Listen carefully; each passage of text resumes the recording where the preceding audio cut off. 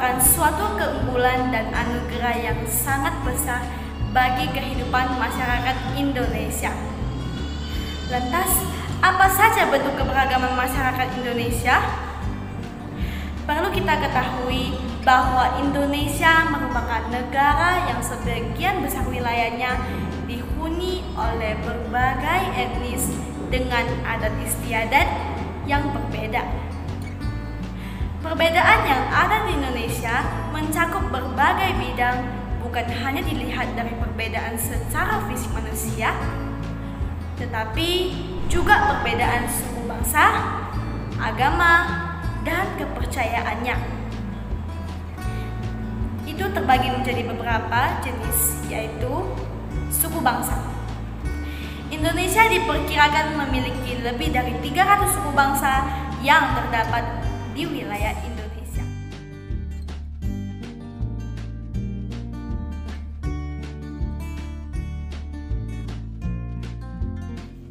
B. Agama.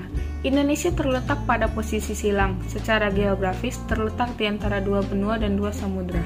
Posisi Indonesia memiliki pengaruh terhadap keragaman, kebudayaan, kepercayaan, dan agama yang terdapat di Indonesia. Para pelaut dan pedagang yang turut membawa agama dan kepercayaan mereka singgah ke Indonesia dalam rangka menuju atau melewati Indonesia. Penduduk Indonesia menerima agama dan kepercayaan yang dibawa oleh para pelaut dan pedagang tersebut. Oleh karena itu, penduduk Indonesia mengenal berbagai agama dan kepercayaan. 6 agama yang diakui yaitu Islam, Protestan, Katolik, Hindu, Buddha, dan Konghucu. C. Ras. Ras adalah klasifikasi yang digunakan untuk mengategorikan manusia melalui ciri-ciri fisik dan asal-usul geografis. Keberagaman ras di Indonesia awal mulanya disebabkan oleh beberapa faktor, yaitu bangsa asing yang singgah di tanah air, sejarah penyebaran ras dunia, dan juga kondisi geografis. Munculnya masalah dalam keberagaman Indonesia. Konflik sendiri terjadi dikarenakan hal yang bertentangan dan tidak selaras. Tetapi apa sajakah penyebab konflik tersebut? Beberapa contoh penyebab konflik ialah perbedaan individu, perbedaan kebudayaan, perbedaan kepentingan, dan perubahan sosial. Sikap sendiri ialah alasan kenapa konflik muncul. Di antara lainnya ialah primordialisme yang berlebihan. Primordialisme sendiri memiliki arti sikap berpegang teguh pada hal-hal yang sejak awal muncul di diri individu, seperti contohnya budaya, ras, dan agama.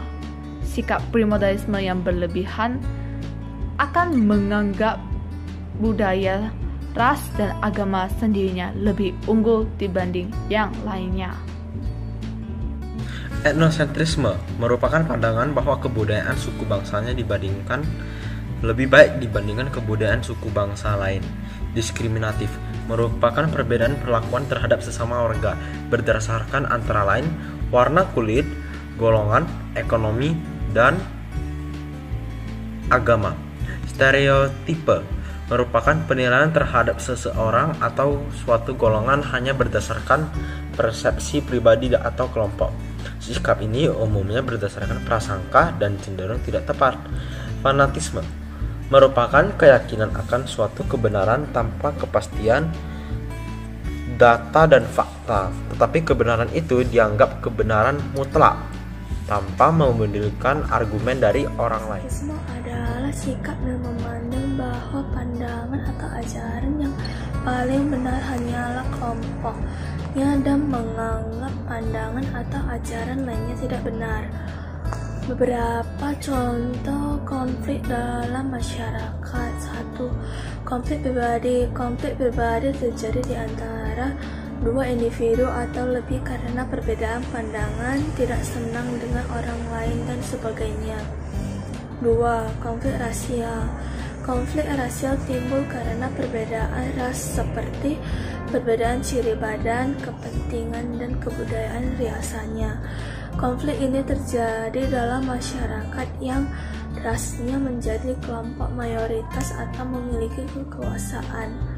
3. Konflik antara kelas sosial. Konflik antara kelas sosial umumnya diakibatkan perbedaan kepentingan. Keempat adalah konflik politik. Konflik politik terjadi karena adanya kepentingan atau tujuan politik pada seseorang atau kelompok. Yang terakhir adalah konflik internasional.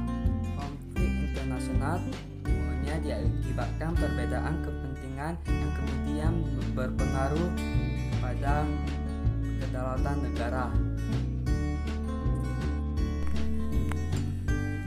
Konflik dapat menyebabkan beberapa akibat, seperti perpecahan masyarakat, kerugian harta benda dan korban manusia, kehancuran nilai-nilai dan norma yang ada, perubahan kepribadian, dan dominasi. Upaya apa yang dapat dilakukan adalah mengembangkan sikap saling menghargai dan menghormati berbagai keragaman di masyarakat dan budaya daerah lain. Jika menghargai dan menghormati keanekaragaman suku bangsa dan budaya dapat kalian lakukan dengan berbagai cara. Misalnya tidak menonjolkan suku bangsa sendiri, tidak menjelek-jelekkan suku bangsa lain, mau bergaul dengan teman yang berbeda suku, memberikan pujian terhadap keindahan budaya suku bangsa lain, menunjukkan pertunjukan kesenian berbagai daerah, dan lain-lain. Selain itu, kalian harus menerima keanekaragaman budaya sebagai bagian budaya bangsa, misalnya dengan mempelajari kesenian daerah lain. Jika hal ini berarti kalian telah menunjukkan sikap menerima keanekaragaman budaya bangsa. Kemudian jika kalian merupakan warga pendatang suatu daerah, sudah sepantasnya kalian menyesuaikan diri dan mempelajari kebudayaan daerah setempat. Dengan bersikap seperti itu, kalian telah menghargai, menghormati, dan menerima keanekaragaman budaya sehingga pada akhirnya kerukunan dan tersuku bangsa akan tetap terjaga.